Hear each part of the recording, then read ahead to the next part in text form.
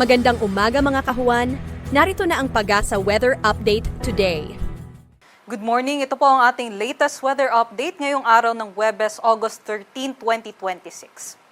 Ngayong araw may binabantayan nga tayo na bagyo, itong tropical storm Nangka, na nasa labas naman po ng ating area of responsibility. Malayo po ito sa ating bansa, mahigit 2,500 kilometers east-northeast ng extreme northern Luzon. At sa nakikita nga natin, generally papalayo naman po ito ng ating bansa at hindi naman makakaapekto sa ating panahon sa ngayon.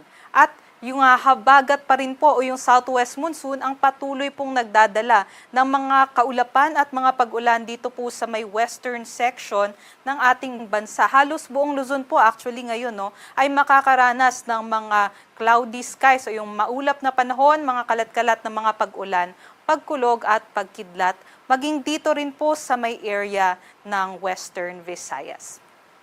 So ngayong araw nga, expect natin yung mga pag-ulan sa halos buong Luzon except na lamang po dito sa may Bicol region, although pati rin po yung Camarines Norte ay makakaranas din ng mga pabugsong mga pag-ulan.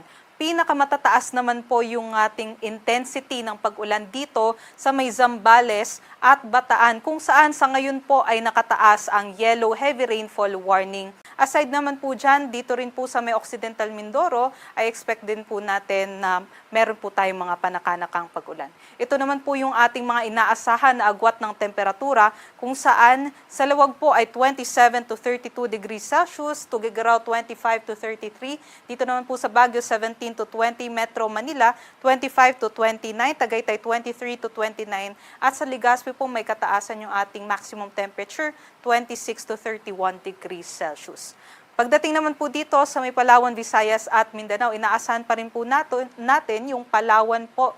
Maging dito po sa may Aklan, Antique at Capiz ay meron din pong mga pag-ulan dulot ng habagat. So, doble ingat pa rin po sa ating mga kababayan dahil posible pa rin po yung mga pagbaha at pagguho ng lupa kung meron po tayong katamtaman hanggang malalakas na mga pag-ulan dulot ng habagat. Other parts naman po ng Visayas and Mindanao ay meron po tayong mainit at malinsang panahon, especially po sa tanghali hanggang hapon, although may tsansa po tayo ng mga panandaliang buhos ng ulan dulot ng mga thunderstorm activities. Ito naman po yung ating mga agwat ng temperatura dito po sa may Kalayaan Islands and Puerto Princesa 25 to 32 degrees Celsius, sa may Iloilo 26 to 33, Cebu 27 to 33, dito naman sa Tacloban 27 to 34, Cagayan de Oro 25 to 34, Davao 26 to 33 at Zamboanga naman 25 to 34 degrees Celsius.